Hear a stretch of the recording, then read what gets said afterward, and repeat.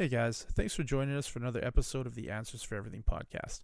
This week we have a special guest from East Coast Canada. Her name is Shiloh, and she is a love and relationship coach for women. And she's going to be answering a couple of my questions about relationships, a couple of our listeners' questions about relationships, and she's going to be giving some really good free advice to all three of you out there who are listening. So before the episode starts, I just want to let you know that you should really pay attention, grab a pen and paper, and write down some of the stuff she's about to tell you, because I guarantee that either you or someone you know could use some of this information as we speak.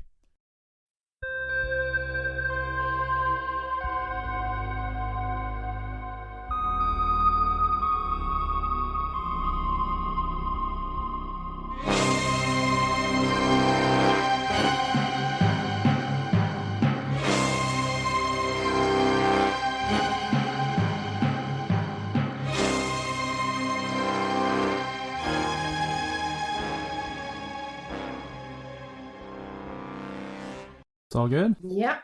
All right. So you accepted my invitation. It was touch or go there for a second. I was terrified you're just going to hang up on me. I was like, you can't record me. What are you going to do with this information? Everything. I mean, I'm a tech ninja. What can I say? You might share it on the internet. If anybody's listening, because I think we have 4 listeners, maybe 5. I'm not too sure at this point. But if you're one of those people or you're a new person, we have a special guest. Her name is Shiloh. Shiloh, tell us who you are, what you do, and...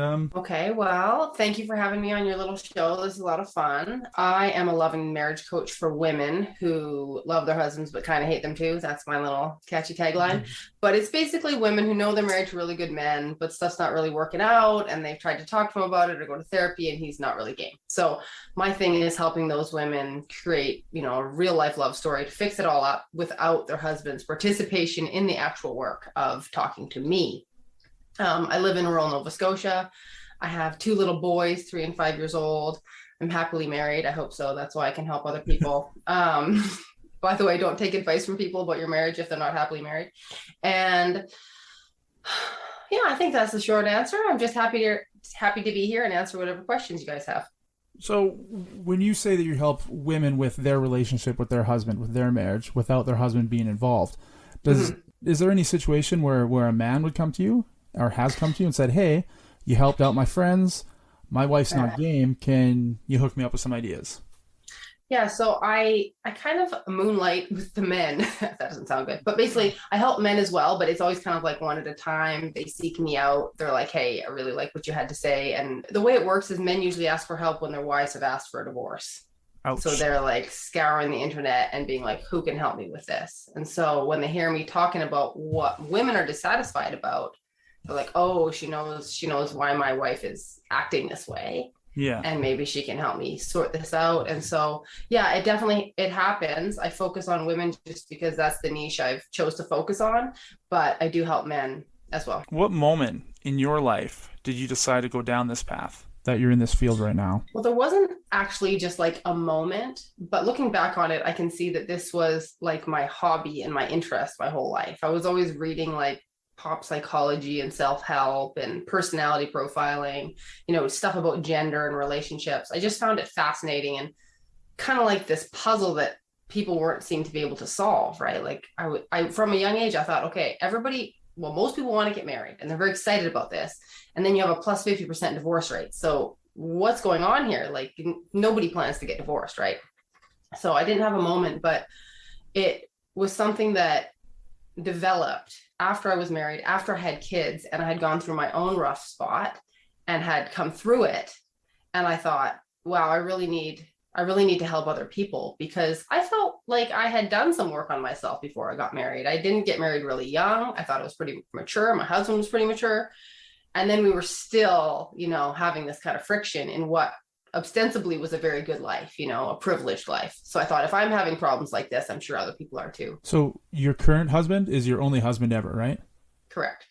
And you said there was rough patches, and now you helped other people before, so now you decided to help yourself? I don't understand exactly what happened. No, I helped myself first.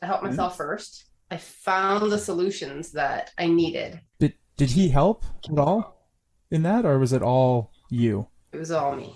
All you. So was he just like adamantly not wanting to reciprocate, or was he just trying to ignore it?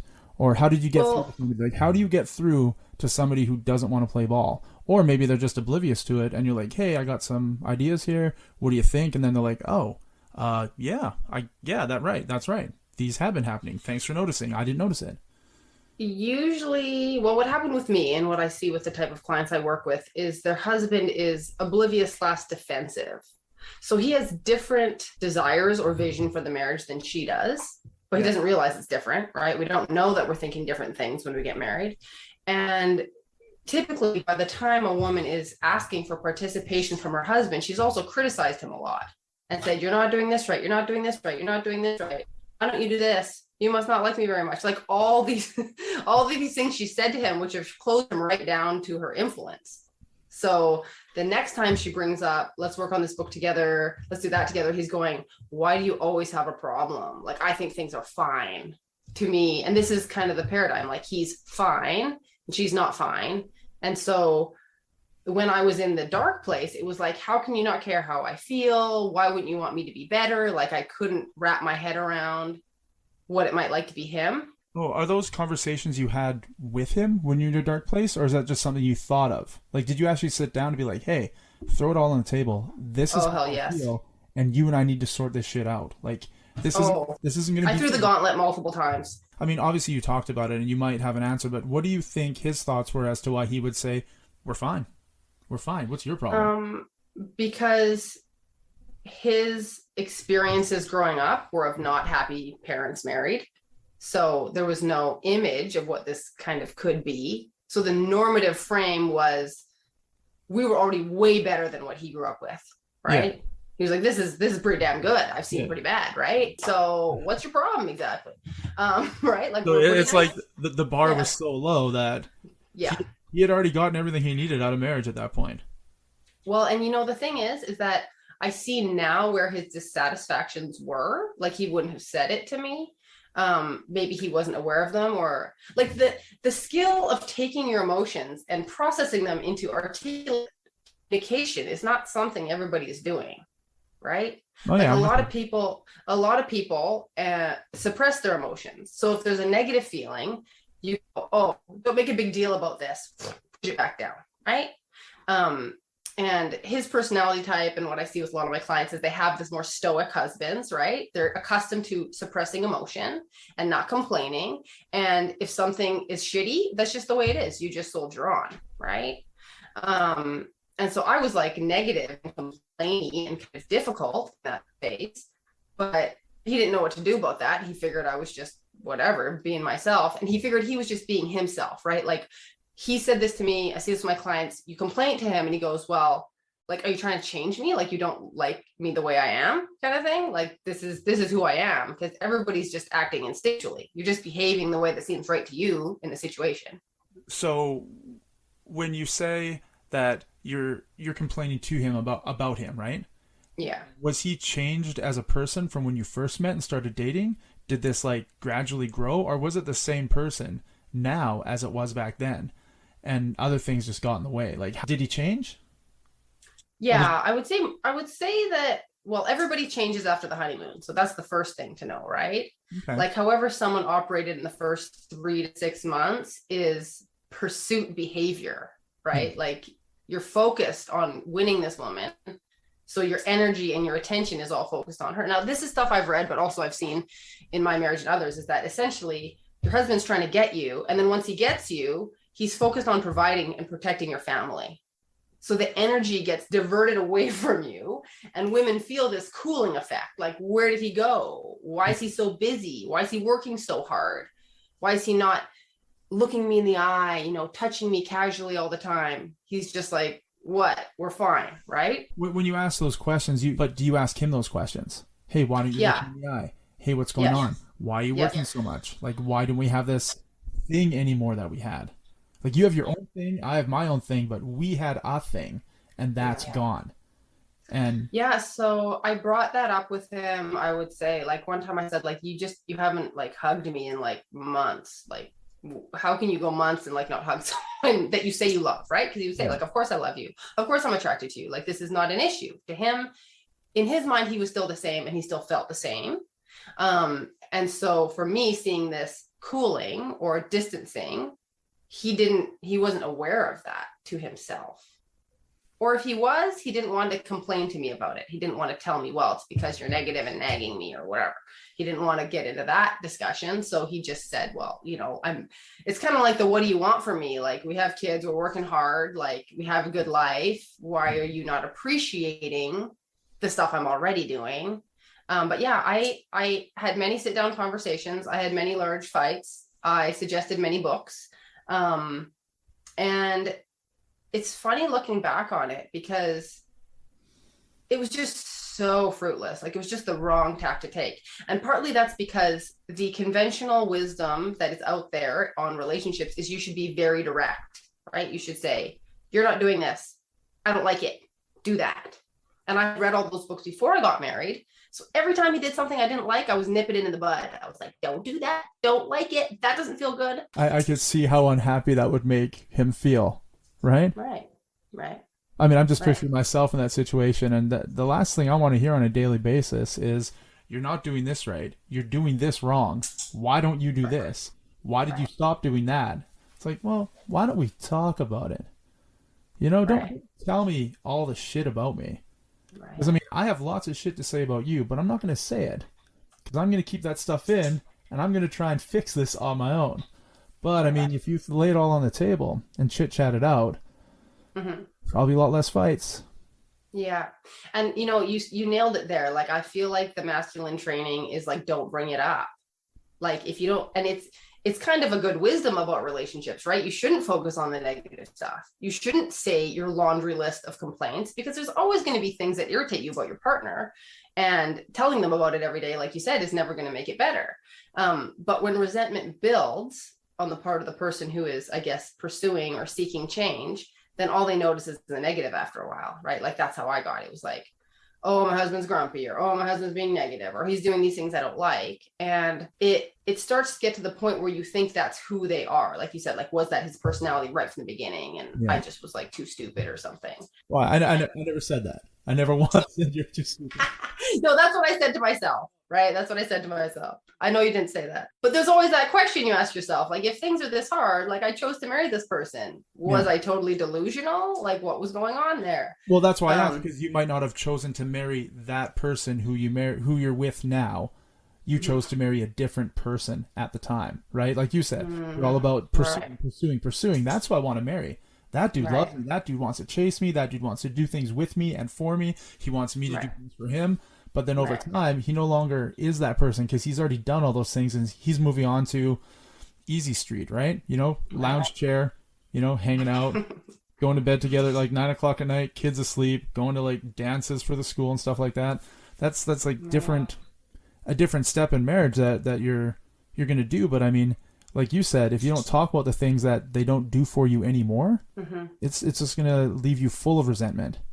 Right. And he can't fix that without your help. You can't fix that without his help, but you definitely need to talk it over to fix it. Well, I'm actually going to say that talking it over doesn't always work that good either, because I tried kind of the calm approach. And the reason it doesn't really work is because if you don't feel inspired to pursue your wife, like it feels like a job, like something about it doesn't feel like you don't really want to do it, right? And they already go to work 8 hours a day. They don't want to go to work after they've already been to work, right? That's right. So when you're giving them assignments and saying you should be doing this and you should be doing that, they're going like, this is my place to relax and feel good, and I want to be with you. And the other thing is, I think that women miss this one a lot, but men have an instinct that if I make you a job, I'm going to like you less. So I don't want to do anything for you just because you told me to, because now I'm going to resent you, because like I'm like under your thumb and stuff. Whereas women will often do a lot of things for their husbands they don't want to do and then resent them. Like, they'll hold it against them that they went out of their way to do things they didn't want to do for them. So they went out of the way to do things for them without the husband asking or wanting them to do it, and then they hold it against them, even though the husband's never asked for it in the first place. Yeah. Wow, that sounds terrible. Yeah. So one of my first rule to women is don't do anything you don't want to do. Like, all that stuff you're doing that you think you have to do, just like stop doing it. It's a revelation to them. They kind of feel like they have to. They feel like they're supposed to or something. Do you think that's a society thing? Like, what is the reason that they think they have to do it, do you Why? think? Yeah, I mean, I don't know if there is an answer. I'm asking you if you know an answer. Not the answer, but Well, I have the answer. Just kidding. all right. Well, what's the answer? Well, it's a combination of nature and nurture, right? So I'd say that the societal answer is we model ourselves on our mothers, right? And our grandmothers. And traditionally speaking, women have had the role of the woman is to serve the man, to serve the family, to take care of everything in the home. And women now work outside the home too, but the model for a good woman was still to do all those things. So women feel compelled to do all of it and mad about that, but still doing it.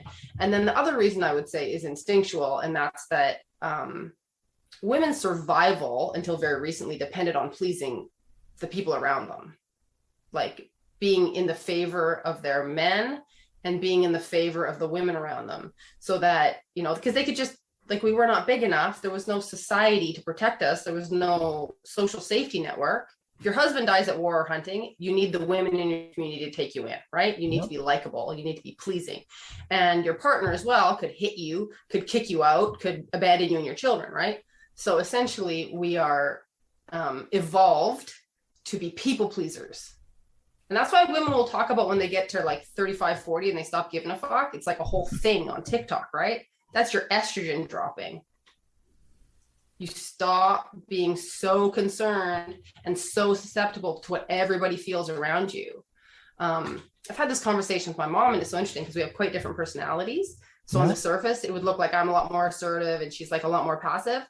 But both of us expressed having such difficulty tolerating other people's negative emotions. Like if your husband's in a bad mood, you think it's your fault and you're doing stuff to try and fix it, which causes more problems. But most women will have this kind of like over-functioning instinctual behavior until somebody teaches them otherwise, or they kind of mature out of it. So your mother's relationship, like, is she with your dad? Are they? No, they got divorced after 30 years. So do you want to talk about that? Because that's a long time to be with somebody and then to decide they don't want to be with each other, right? Right. Like my mom and dad weren't together when I was like 9, 7, like super young, right? Mm-hmm. And my mom's been with the same guy since I was like 15. So she's been with the same guy for a very long time now. Like, they're married. She lives down in the States. I think they're happy. I mean, I'm assuming they are because, there's no real fighting or any, broken dishes or black eyes or anything. So I'm assuming everything's okay. Yeah. And my mom and I chat about everything. It doesn't matter what happens on a daily basis to me. Like, even if I like do the stupidest thing, or if I see like something out in public, and I like to talk to my mom about anything, like literally anything. Like, I just went to the bathroom. Hey mom, I just did number 2. This is what it looked like. She's like, why do you have the need? Why do you have the need to send me pictures of this? Like, I don't need this, but looking at it more carefully, you should go see the doctor because there's a little piece in the corner there that I think isn't good for you. All right, cool. I'll look into it. So like, my mom and I can talk about everything. So I'm sure if there was a problem, she'd let me know. But 30 years and they're no longer together. Like, is that a new development, or is that like years ago they broke up? I don't know how old it was years ago. So like my mom got married when she was 21. And so I was like in my late 20s when they got divorced, right? So it's funny. I remember my mom telling me when I was younger, like, oh, these people, they're married for 30 years and they get divorced. Like, she couldn't understand it. Yeah. And then she became one of those people. Did you ever bring that up to her? Oh God, yeah. So my mom and me are like your mom and you. I'm seeing some similarities here. Like, we talk about it all. There's no holds barred. And I was a bit of like her support person when I was a teen. Yes. So I saw it kind of develop. She apologized for that now, by the way. She knows that wasn't so healthy. But she's awesome. She's done a lot of her own inner work, which I feel like has rippled and supported me in maturing myself. But so times have changed with marriage, right? Absolutely. Like in my mother's generation, you stay together for the kids. That's it, yeah. You do. And you don't. And especially, she was the evangelical Christian. So she basically started getting serious about confronting my father when my youngest brother was about to graduate, right? Out of the nest. That's kind of the math there. That's kind of the math. And she was hopeful. She thought, oh, we'll work on things and, maybe this can be the time to figure stuff out. And so she got to the point where she was like, I can't tolerate this anymore. And I don't have these kids to make my reason to stay, right? It almost, at that point, you don't feel like you're giving up. Like, you gave it the old college try. You know what I mean? 30 years. You gave it a Mm-hmm. generation. Mm-hmm. It's not a giving up. It's a moving on. It's No. a completely different Yeah. ballgame. So it's got to be easier than you ever expected it to be up to that point, right? Then you're like, this is actually pretty easy. There's no reason at all for us to be here together. Are they still civil? They're civil, yeah. My mom is extraordinarily loyal. Like she's one of those people who would she believes forever, she hopes forever. I can do this, I can hold on, I can make this work. Like she absolutely was going to do everything in the world to make it work. And she never talked about him to anybody else. So everybody else thought it was wonderful too. So it's the other thing I've learned. You cannot read a book by its cover when it comes to relationships because people are quite careful what they project for the most part. But yeah, she did not want to get a divorce. She never wanted to get a divorce. And she fought for a long time not to. And she actually became ill with myelodysplastic syndrome, which is a bone marrow disorder. And she was going to have to like go through a transplant and stuff like that. And when she got her diagnosis is when she realized she couldn't handle the stress anymore.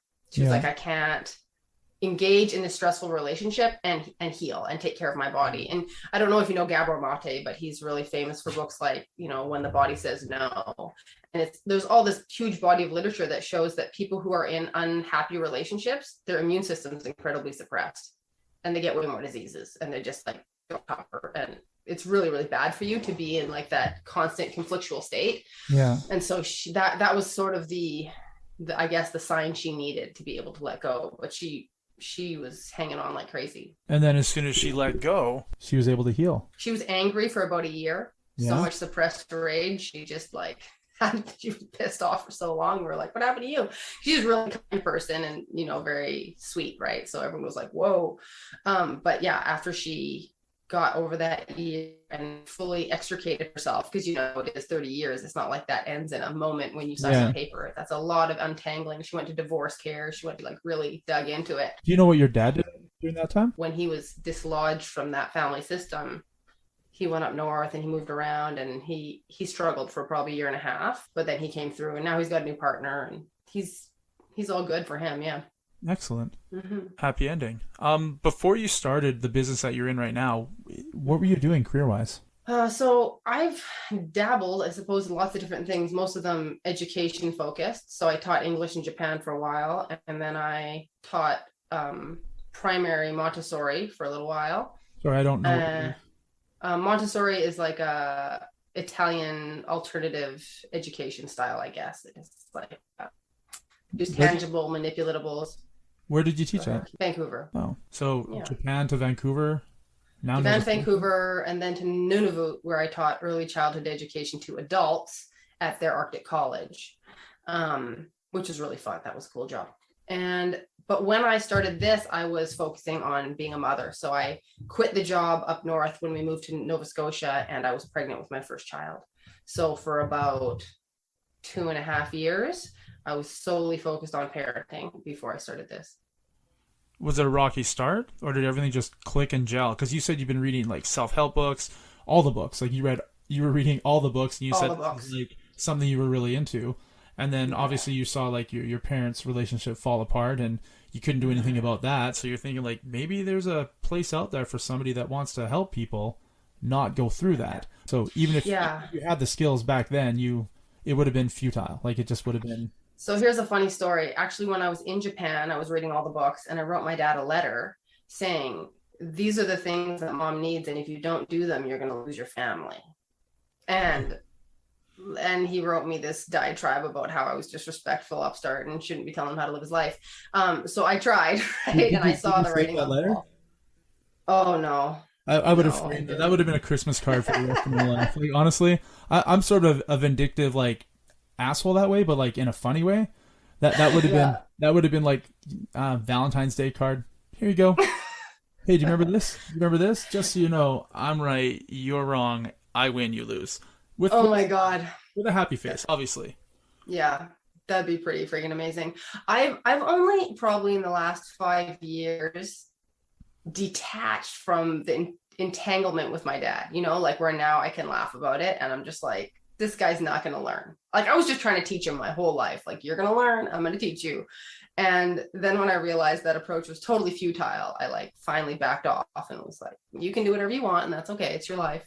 But that would be funny if I sent that to him. That would be hilarious. That he's happily married now. So it would be maybe funny at this point. You asked about, did it gel right away? And it really did. It was kind of like I found my place in the world. Did other people push you there? Did they say, hey, Shiloh, thanks for the advice. That really helped. You should probably do this. This is something you should do for a living. People would have said that to me earlier in my life, but the answer was always to be a counselor, to be a therapist. Yeah. And I had this notion that therapists were supposed to listen and not talk and not give it advice. I was like, I'm not built for that. Like and I used to coach basketball. Like I'm a directive person. Like if you want me to help you, I want to be able to help you with everything I have, not just like reflective listen. Not that I think therapy doesn't have value. I go to therapy. I think it has a lot of value depending on what you're looking for. But when you have an acute problem that you need fixed, you need both strategy, support, tactics. Like you need the whole kit and caboodle, right? The whole book. Yeah, exactly. And I enjoy doing that. So what happened basically was that I discovered this world of coaching, which is a fairly new phenomenon, right? Of people niching down into these specific problems, usually and hopefully things that they've conquered themselves. So it's kind of like a mentorship role. And then, helping just in that area, right? Where the therapist is much more generalized and will, just sit down with whatever people coming up for people thing. So when I realized there was that option, I was like, this is exactly the place that would suit me. So your skills now, how does that affect your relationship? Like, did you come into this job based off of your experience with your husband, or did you already have this knowledge and you use it to make things better with your husband? So I took my marriage from like unhappy, like not sure I'm going to make it, to like, oh, I can make things better. I know how to create emotional safety in the relationship. Yeah. And when that happened, when I discovered that, then I started my work, right? Okay. But since I've been working, I've been growing and learning more skills. And so what's so cool is it just keeps getting better, right? Like I just keep refining and tweaking and you kind of build on it brick by brick, because the better your relationship is, the easier it is to make it better, right? Like turning the ship around is a lot of work. That's the heavy lifting, where you have to kind of be really conscious of your reactions, not just emote like needlessly, be a little bit more strategic about how you approach things. But once things are happy, I mean, you just express how happy you are all the time and things get better, like it gets easier and easier. So I'd say that it's both. Partly, I learned it to teach it. And now that I'm teaching it, it's fun because I get to help other people with it, but keep improving my relationship at the same time. So with you improving your relationship, does your husband ever say, can you just stop the psycho stuff, the babble, just talk to me? Like, what do you need? What do you want? Like, don't play a game. We're not here to play games. Just let's fix that, but please don't do your thing on us. Like, I'm not your client, I'm your husband. Let's sort this out. So here's the big difference between the old way and the way I do it. There's no thing. There's no like weird. It doesn't feel weird, because what works is to be attractive. That's what works, right? Is to be someone who understands the other person you're dealing with and communicates in their language. So I just become easier to be with, essentially, over time. It becomes more seamless. It becomes more effortless for me and more effortless for him. And one of the kind of rules, if there should be rules, is that you shouldn't be talking about your relationship very much, because like you said, it's kind of like, right? Like, do we have to talk about this thing all the time? My husband used to complain about that a lot, when I love talking about the relationship. Like, can't we just enjoy the relationship? You have to talk about the relationship. And I was like, I love talking about relationships. Now I get to do that all the time. Bad relationship. Yeah, exactly. But partly I think doing the coaching is critical to my marriage, because that's something I need to do. Like, I need to analyze and talk about relationships. That's what my brain is built for. Yeah. So I need to not be talking to him about that all the time. I need to be enjoying the relationship with him. And yeah, I'm still doing things to create a better relationship. So to make this a little less esoteric, the basic formula for women is you figure out what you want, right? You take responsibility for knowing exactly what you want, and you don't complain. Complaining is not effective. It doesn't work anyways. So all complaints can be returned into requests, right? Yeah. So if you're complaining, you're feeling negative, you're having a funk. Okay. Why am I in a funk? One might be doing no self-care. Get on the self-care.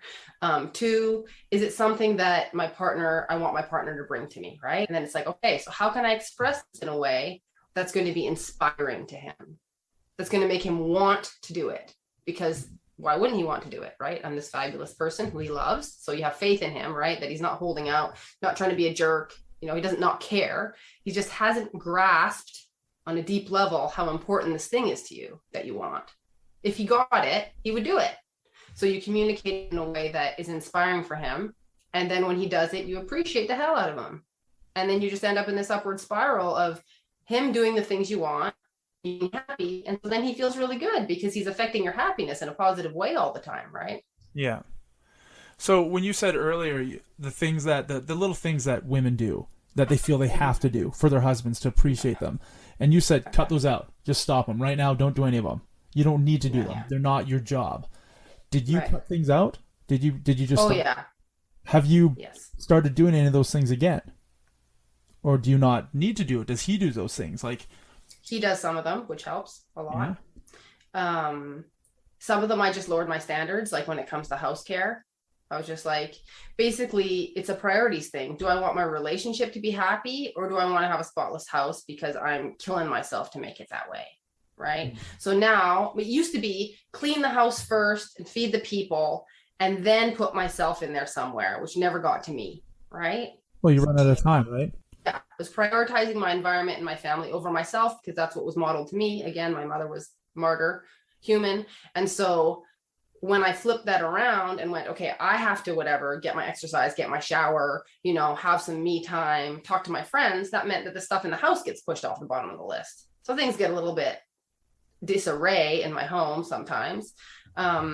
And in the past, I would have felt guilt for that. I would have projected that I was being judged by my husband for that. I would imagine that he cared a lot about that stuff, which most women, no. If it's really bad, it's got to get really bad before he says anything. So, and then it's too bad for me too. Does he have a right to say anything if like the kitchen counters are dirty and the sink's full of dishes? Like, can't he just wash them instead? He could. Instead of being like, why isn't Shiloh doing this? And you're like, bitch, I got other shit going on. What you're complaining about? And the time you took to complain, you could have washed 4 of those dishes. Half of the work would have been done. And that's why I think he doesn't complain at all, because he kind of grasps that reality. Like and what's good about it is I've asked about, but I also realize now he appreciates what I realize a lot. And he's not nitpicking about stuff. Like he's not there supervising me. But if you have a really negative self-talk, you imagine that everybody else has it too.